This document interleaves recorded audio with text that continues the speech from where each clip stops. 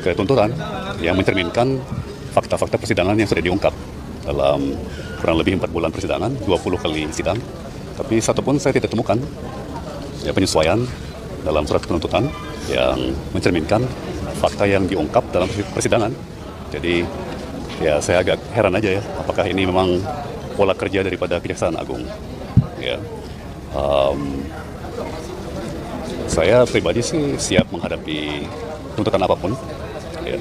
Tapi sejauh yang saya bisa lihat, saya sudah sangat kooperatif, sangat-sangat kooperatif. Bahkan dari saat-saat saya dipanggil sebagai saksi, ya kan, saya datang sendiri tanpa didampingi oleh pengacara, ya kan, saya selalu datang tepat waktu, ya. Bahkan kalau perlu diperiksa sampai jam 11 malam, jam 12 malam, saya lakukan, ya kan. Saya sudah cukup bersabar, ya, dalam tahanan sudah 8 bulan kira-kira. Dan itu pun juga sama sekali tidak dicerminkan dalam penuntutannya, bahwa saya sudah sangat kooperatif, ya, berusaha sekeras tenaga untuk menciptakan suasana yang kondusif dari sisi kami ya, sebagai terdakwa dan tim penasihat hukum. Jadi ya saya menunggu penilaian masyarakat ya atas peristiwa yang baru saja kita saksikan dalam persidangan saya hari ini.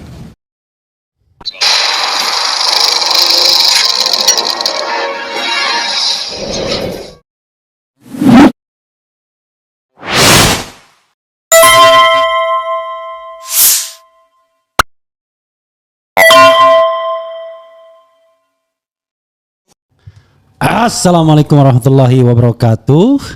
Sobat RH sekalian, jumpa lagi kita di channel yang keren ini. Keren cadas.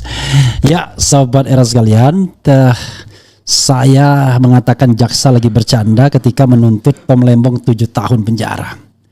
Sama seperti terhadap Hasto Kristianto. Bernasib lebih baik dibandingkan Gus Nur dan Bambang Tri yang dituntut 10 tahun penjara. Masalahnya adalah apa kejahatan Tom Lembong, apa kesalahan Tom Lembong? It is the question. Ya, gak jelas kesalahannya apa. Begini saudara sekalian, ya, saya kasih gambaran kasus ini. Kalau misalnya kan ini soal impor gula GKP, gula kristal putih sama gula kristal mentah. Menurut penuntut, menurut jaksa harusnya yang diimpor adalah gula kristal putih yang langsung bisa dipakai. Tapi kemudian Tom Lembong mengimpor gula kristal mentah. Padahal kalau gula kristal putih, BUMN itu yang mengimpor langsung untung sekian rupiah. Tapi kalau gula kristal mentah, maka sesungguhnya tidak langsung keuntungan BUMN, tapi ada partisipasi pihak swasta yang kemudian juga dalam tanda kutip menikmati keuntungan. Jadi keuntungannya tidak hanya dimonopoli BUMN, tapi juga ada pihak swasta yang mendapatkan keuntungan. Nah, persoalannya adalah negara sama sekali tidak dirugikan. Tetapi kalau pakai perspektif itu negara kurang untung. Untungnya kurang banyak. Jadi saudara sekalian, untungnya kurang banyak. Kan parah. Jadi saudara sekalian, kalau kita bicara mengenai sebuah bisnis negara ya, tidak mesti negara itu menghandle semuanya, ya kan?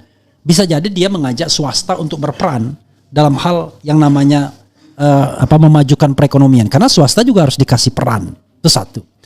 Akan terjadi korupsi kalau kebijakan mengimpor gula kristal mentah, tidak gula kristal putih itu dilakukan karena ingin menguntungkan swasta dan ada kong kali kong dengan swasta tersebut. Dan paling gampangnya lah, Tom Lembong dapat kickback, dapat duit hasil korupsi. Nah ini selama sidang nggak terbukti kalau dia terima duit. Yang dipermasalahkan adalah kenapa yang diimpor gula kristal mentah bukan gula kristal putih? Karena kalau gula kristal putih, untung BUMN banyak. Tapi kalau gula kristal mentah yang diimpor, untung BUMN sedikit karena BUMN cuma dapat uang jago, uang bukan istilahnya saweran ya, uang komisi dari swasta tersebut yang resmi. Karena sebagai perusahaan yang memonopoli, BUMN tidak melakukan langsung. Nah pertanyaannya kan ini kan gampang ini. Bisa jadi BUMN-nya nggak mau capek-capek.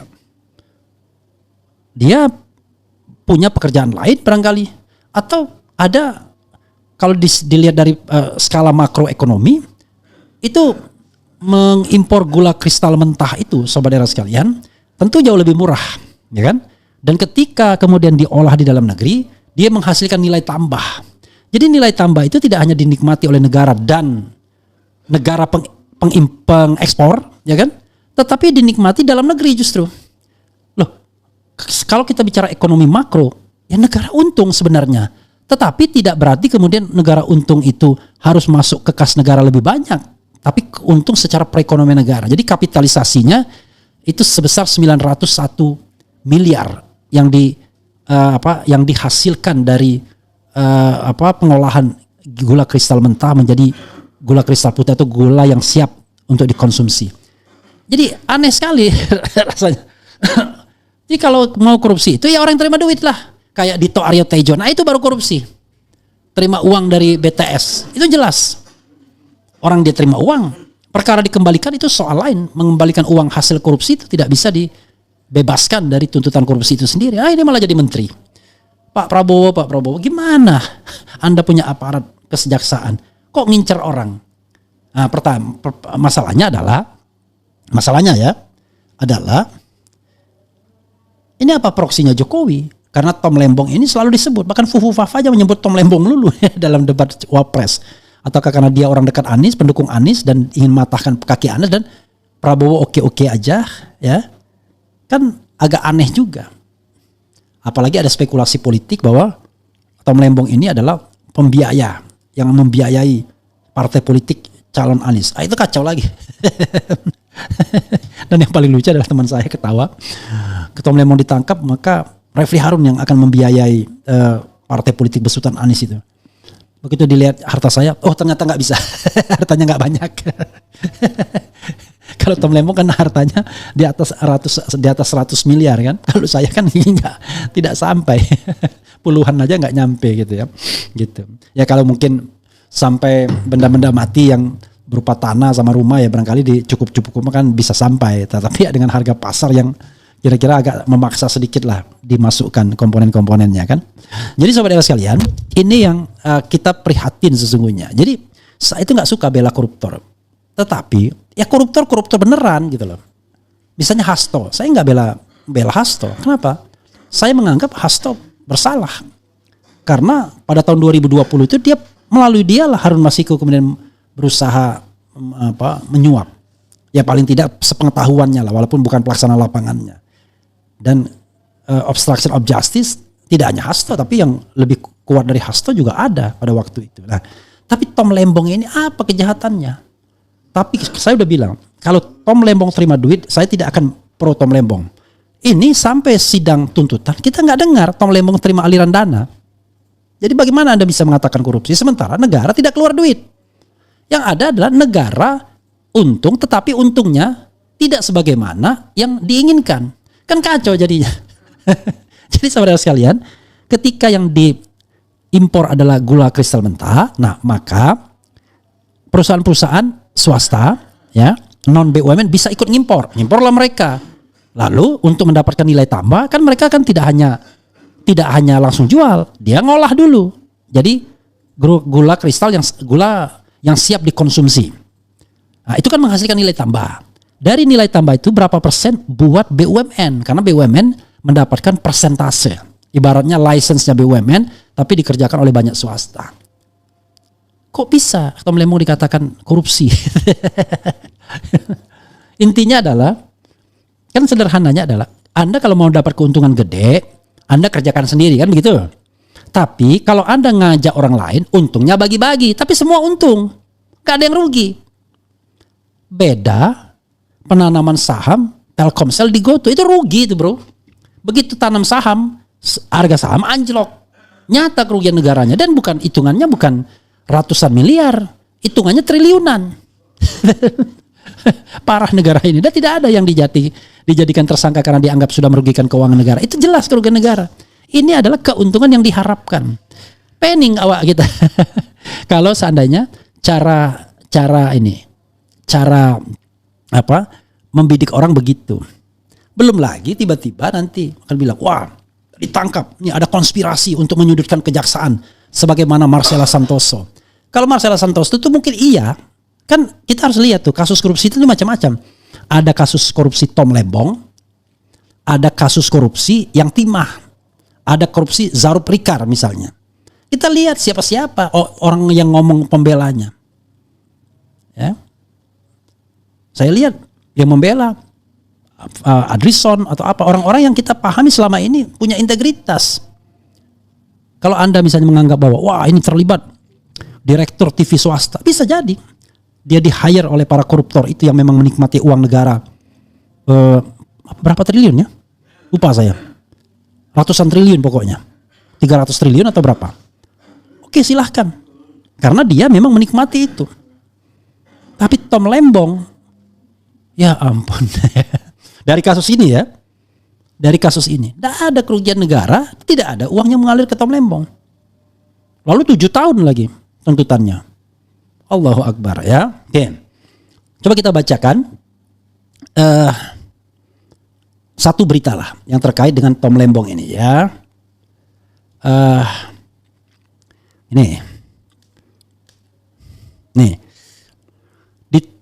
Ini berita dari suara.com, kemudian dari detik.com ya. Nah ini ya. Oke, Tirto ID, News Detik, Breaking News, Tom Lembong dituntut 7 tahun penjara dan di kasus korupsi gula. Coba ini kita bacakan dulu ya. Why?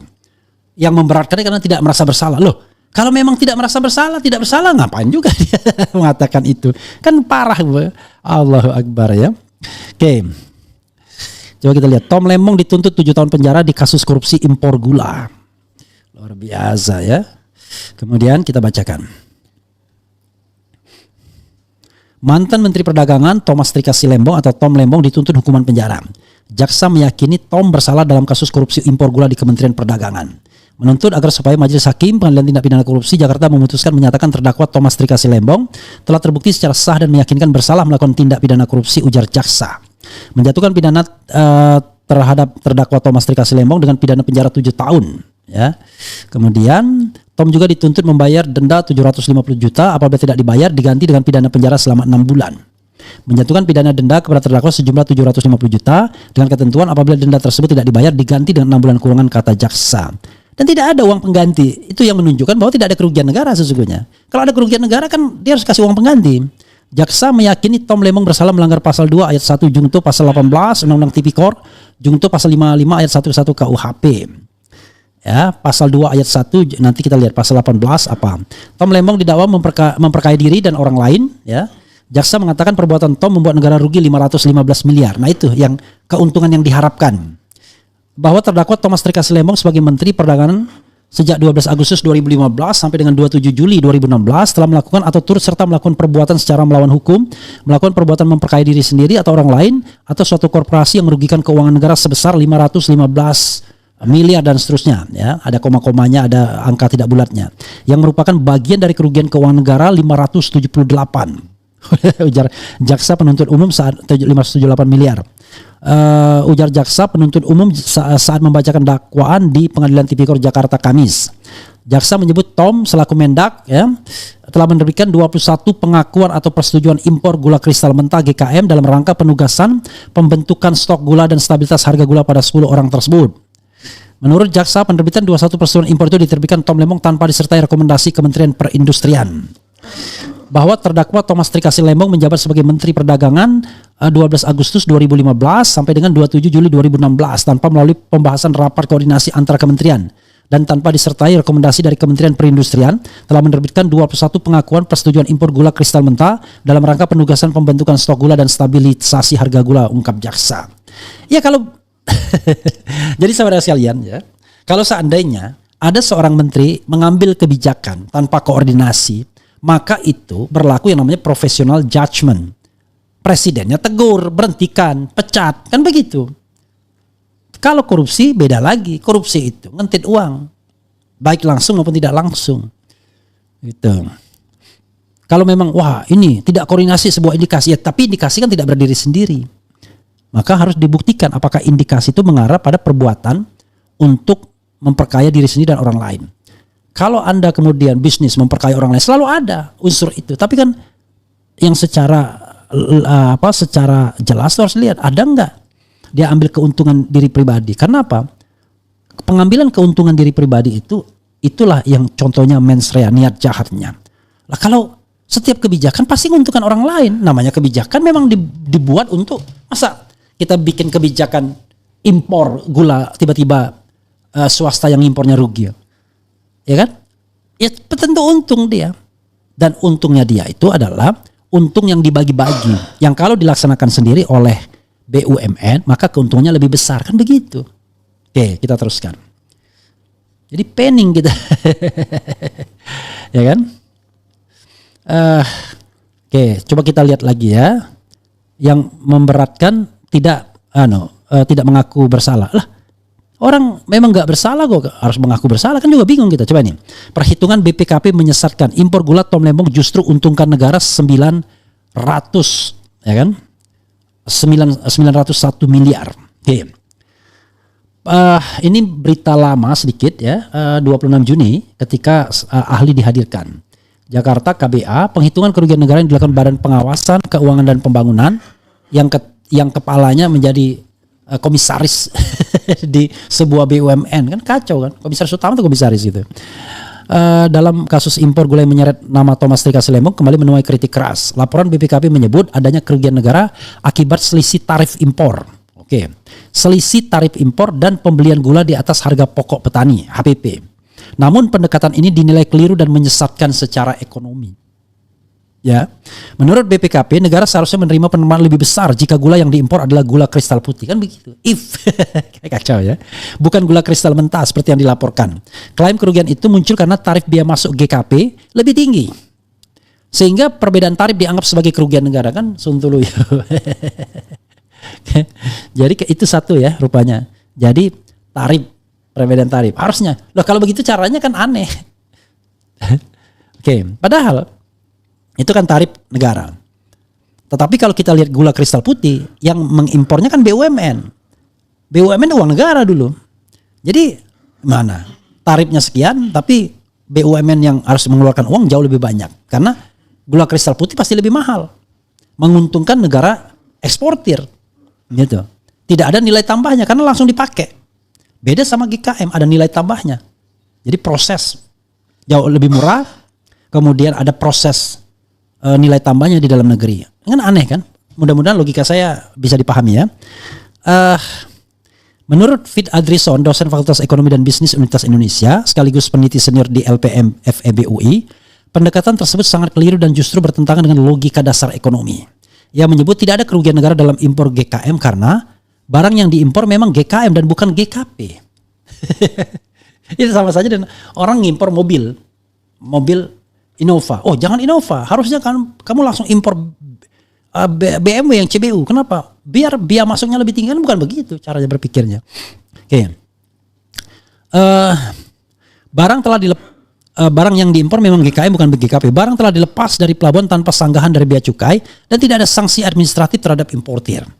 Kecuali dia melakukan penyelundupan.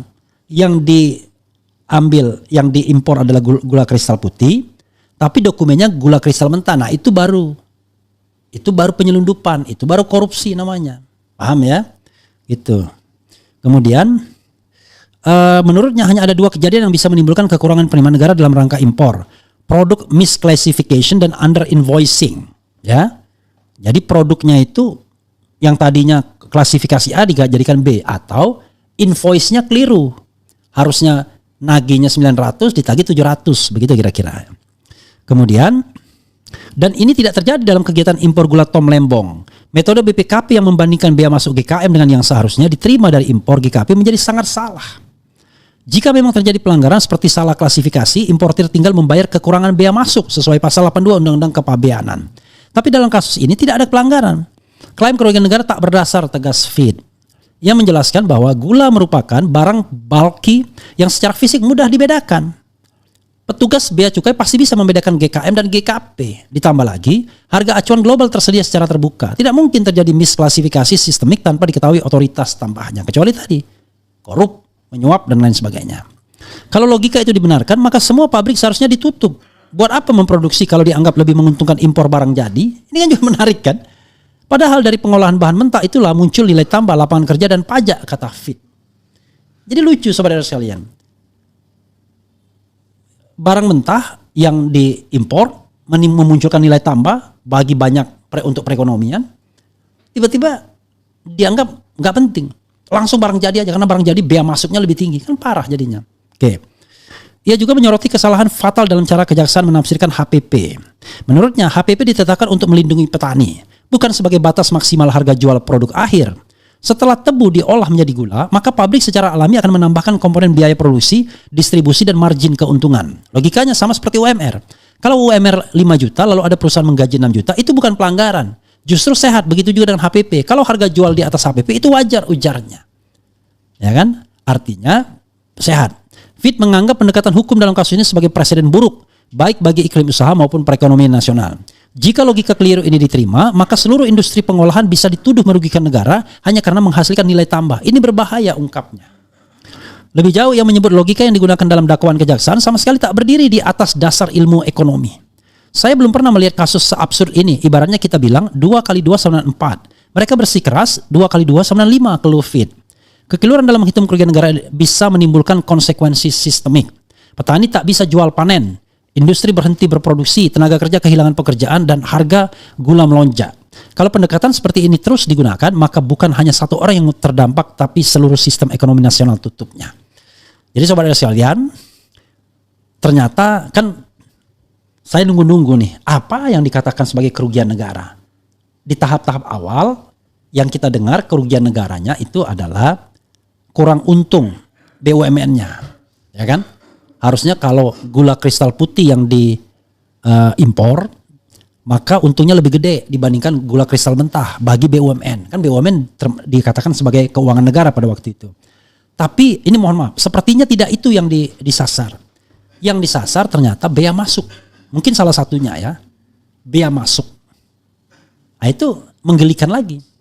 Ya tadi dia bilang, kenapa kamu mengimpor gula kristal mentah? Kan gula kristal mentah bea masuknya lebih rendah dibandingkan kalau gula kristal putih. Lah, ini aneh ya kan? Padahal dengan mengimpor gula kristal mentah menghasilkan nilai tambah lebih baik di dalam negeri. Bahkan ekonomi Indonesia untung 901 miliar. Lalu gimana baiknya? Harusnya dimonopoli BUMN semuanya. Kira-kira begitu biar negara banyak untung. Ya bukan begitu menumbuhkan perekonomian itu. Menumbuhkan perekonomian itu 3 pilar itu dihidupkan semua. Swasta, koperasi, dan BUMN negara dihidupkan semua.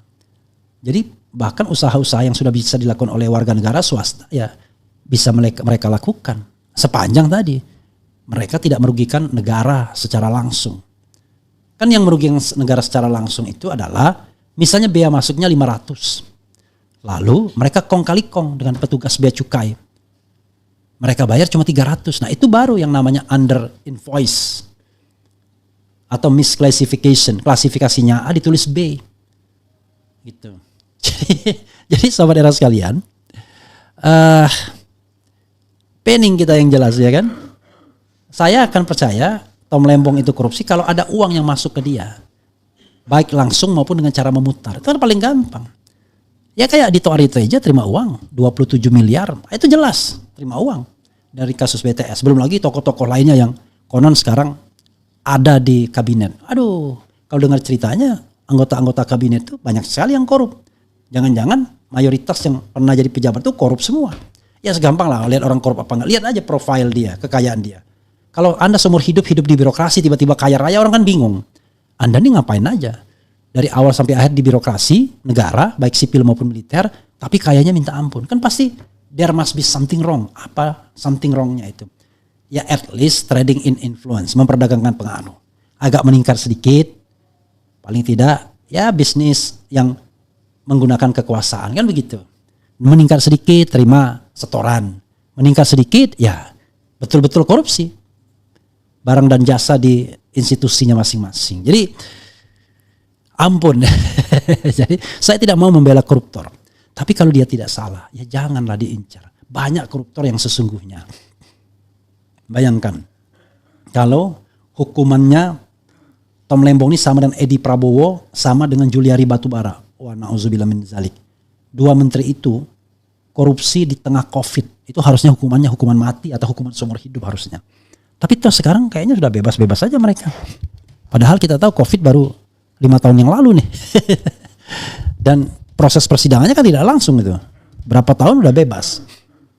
Jadi saudara sekalian, banyak sekali ketidakadilan di Republik ini kalau kita mau mempermasalahkannya. Dan enggak paham ya di depan mata. Apa misalnya katakanlah seorang Prabowo tidak mau tanya, panggil Yusril Oto Hasibuan, tolong ya kasih saya perspektif mengenai kasus Tom Lembong ini seperti apa. Jangan sampai kita menghukum orang yang tidak salah. Itu bayangan saya ya, sekali lagi karena saya tidak menemukan informasi Tom Lembong terima duit. Makanya kemudian kita berpikir bagaimana dia bisa mengatakan Tom Lembong korupsi, karena dalam semua kasus korupsi itu nggak terelakkan lagi kan, orangnya terima duit, mau Setia Novanto, siapa aja you name it, semualah menteri-menteri yang kemarin dicokok dan lain-lain, semuanya terima duit. Tapi khusus Tom Lembong kebijakan yang dikriminalisasi. Awalnya macam-macam, tapi yang paling penting itu kerugian negaranya kan, wah, karena satu unsur kerugian negara ini kan harus dipenuhi. Ternyata dipenuhinya dengan cara begini, bahwa tarif impornya, why Anda impor gula kristal mentah, kenapa nggak gula kristal putih, kan lebih besar tarif impor, Suntuluyo namanya. Kalau begitu, Allahu Akbar ya. Menjadi adil itu ya, saya kira kepada semuanya. Jangan kemudian, wah ini bukan dari kelompok saya dan lain sebagainya. Saya bayangkan Dito Aryo Tejo, kemudian Hasto Kristianto, Tom Lembong. Kalau diurut-urut, yang paling bersalah itu pasti Dito. Yang kedua mungkin Hasto. Yang ketiga baru Tom Lembong. Kenapa? Ya Dito proven kalau dia terima uang. Terbukti orang dia kembalikan 27 miliar. Kan udah jelas kan? Dan itu uang negara betul. Bukan uang yang diharapkan keuntungan. Itu proyek negara yang dia makan. Lalu bawahnya ya barangkali Hasto. Kesalahan Hasto kita tidak tahu persis. Tetapi intinya adalah barangkali ada kaitannya dengan suap yang dilakukan Harun Masiku terhadap Wahyu Setiawan. Paling tidak sepengetahuan dia. Atau dia merintangi penangkapan terhadap Harun Masiku. Tapi not only Hasto mestinya. Barangkali ada orang lain yang jauh lebih powerful. Kan itu persoalannya. Jadi kita tidak ingin membela yang salah. Tapi tidak ingin juga kita tidak ingin membela yang salah. Tapi tidak juga menyalahkan yang benar gitu ya. Oke. Coba kita bacakan komentar sobat era sekalian terhadap kasus yang ridiculous ini ya. Saya selalu mengatakan yang menggelikan ini. Jadi nanti ya tiba-tiba Kejaksaan Agung bicara, wah ini ada sebuah konspirasi untuk membela Tom Lembong. Kalau dia salah ya kita, makanya saya katakan siapapun yang salah, sama seperti Anies misalnya, diincar dengan Formula E. Bingung tuh, gimana mentersangkakannya, sudah diperiksa bolak-balik, nggak dapat juga itu barang, kan begitu. Ya akhirnya yang terjadi adalah dicarilah yang lain. Oh ternyata yang paling gampang adalah mematahkan kaki Demokrat biar tidak mencalonkan Anies ya. Oke, itu yang saya ingin katakan ya. Jadi sebenarnya dari awal pasti bingung tuh BPKP gimana caranya menghitung kerugian negara. Awalnya tadi penerimaan BUMN yang mestinya dia impor sendiri. Nggak boleh dong mengandalkan uang komisi doang. Itu yang mau diinikan. Tapi belakangan rupanya ini benar-benar dicari kerugian negaranya, rupanya kekurangan, dan hakimnya mengiyakan saja nanti. Allahu Akbar, ya kan? Allahu Akbar, ya. Makanya sedih kita, pemerintahan presiden berganti, tapi watak kekuasaan tidak berubah jadinya. Kemudian kita sampaikan ya. Kalau hukum tidak diperbaiki, mending negara ini bubar ajalah. Muak sudah melihat hukum aneh di negeri ini. Koruptor langsung potong tangan ajalah. Jaksanya pasti ternak Mulyono dah banyak makan suap ini. Kalau nuntutnya ringan ntar dibacok kayak yang lain. Jaksa ngawur nih. Pengkhianat bangsa itu memang harus dibantai. Mereka senangnya perjualbelikan hukum di Konoha. Semoga keluarga sampai anak cucu 7 turunan diberikan penderitaan di dunia. Oh jangan begitulah. Nggak ada kerugian kok di penjara. Ya itulah. Kan orang sederhana. Ya, kalian masih pada bisa sabar ya. Kalau saya kok udah keselnya diubun-ubun banget sama negara ini ya. Fix Raja Niponegoro itu adalah Fir'aun. Gak ada salah apapun di penjara melebihi oknum koruptor ratusan triliun. Gak polisi, gak jaksa, semua isinya geng Mulyono. Semua menghalalkan segala cara menghukum orang dengan tidak masuk akal. Allahu Akbar, laknatullah, hukum dipermainkan hakim dan jaksa bejat karena dunia OTW. Kemudian Hasto 7 tahun, Lembong 7 tahun. Mati jadi apa ya? Mengakui kesalahan itu lebih mulia. Ya itu kalau salah, kalau nggak salah gimana? Kemudian kami rakyat nggak kaget bang dengan hukum kita kan isinya pesanan dari geng Mulyono. Pengadilan kok nggak tampak keadilannya. Jokowi diperiksa juga dong, kan atasannya Pak Tom kala itu. Sederhana kok dibikin ribet sih. Iya, bayangkan si Mulyononya nggak diperiksa. Hukum di Indonesia melebihi kejam bangsa. Oke. Korupsi mau sekecil apapun tetap aja namanya korupsi. Benar, itu kalau korupsi. Ya, Januari Sanjaya.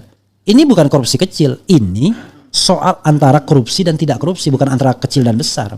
Kalau saya setuju dengan Anda. Kalau Tom Lembong korupsi, even misalnya cuma dapat uang 100 juta, tetap aja korupsi. Tapi ini nggak dapat uang apapun. Paling tidak jaksa tidak bisa membuktikan bahwa Tom Lembong dapat aliran dana, kan itu masalahnya. Makanya nggak bisa orang kemudian disalahkan karena kebijakannya. Masa dia bilang, kenapa kamu kemarin nggak impor gula kristal putih? Kok malah gula kristal mentah? Kan itu kebijakan. Dan masuk akal kan kebijakan itu, yaitu mendapatkan nilai tambah yang men-trigger perekonomian nasional. Sehingga pabrik-pabrik swasta dan lain sebagainya berjalan. Nah, kalau masa kita impor barang jadi bangga, dianggap memberikan pemasukan lebih banyak kepada negara. Di mana logikanya? Justru kita pengen impor tuh bahan-bahan mentah semua yang bisa diolah di dalam negeri sehingga menghasilkan nilai tambah, ya kan? Kemudian lagi ya. Kami seorang petani sayur dan orang kecil tapi hobi nonton YouTube. Menurut penilaian kami, tuntutan Tom Lembong pasti ada apa-apanya. Belajar kepada Pak Harto, bila anak buah salah maka atasannya yang menghukum dengan mencopot dari jabatannya, bukan jaksa. Belajar ilmu tata pemerintahan.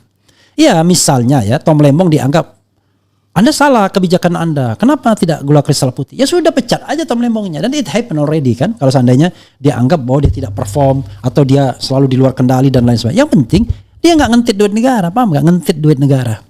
Kan pakai bahasa yang lebih kasar ya. Kemudian Winter in Zealand, harta Refliharon 50 miliar dari LHKPN. Kapan saya melaporkan harta kekayaan 50 miliar Sontoloyo ya. Kemudian nunggu Mulyono pindah alam. Oke, nggak boleh ya. Kalaupun saya hartanya puluhan miliar tuh nggak ada masalah. Kita kan tidak pernah jadi pejabat publik dan tidak pernah korupsi juga kan. Kemudian Indonesia yang pemerintahannya terlucu di dunia jadi ejekan bagi negara dunia. Menteri unik impor itu instruksi presiden, maka wajib mantan presiden yang terkait dihadirkan dalam sidang masalah impor gula. Ya, saudara sekalian, itu sajalah ya. Coba kita lihat jumping up terakhir ya. Kesalahan terbesar Tom Lembong bukan korupsi, tapi karena terlalu bersih di tengah lumpur kekuasaan. Di negeri yang hukum tunduk pada pesanan, kejujuran dianggap dosa paling besar. Mungkin juga. Saya tidak pernah mengagumi orang. Tidak juga Tom Lembong, tidak juga siapapun. Tidak juga Anies Baswedan. Biasa aja. Saya menempatkan manusia itu pada porsinya. Jadi kalau misalnya saya membandingkan apple to apple antara Prabowo dan Anies dengan Ganjar misalnya. Saya pilih Anies itu bukan karena saya tidak suka Prabowo atau Ganjar. Tapi karena saya menganggap Anies lebih baik. Kalau saya berpikiran positif terhadap Tom Lembong untuk kasus ini saja. Tidak untuk keseluruhan. Saya tidak tahu riwayat hidup dia. Tapi untuk kasus ini bagi saya menggelikan. Karena tidak jelas kerugian negaranya. Jelas kan? Jadi kita tidak juga gebiah uyah. Oh, kalau dalam kasus lain dia korupsi, ya buktikan saja. Saya kan juga tidak ada urusan, ya kan? Saya bukan anak buah Tom Lembong atau apa, tetapi Anda tidak boleh memenjarakan orang yang tidak bersalah. Zalim. Itu saja masalahnya, zalim. Memenjarakan orang yang tidak bersalah. Zalim.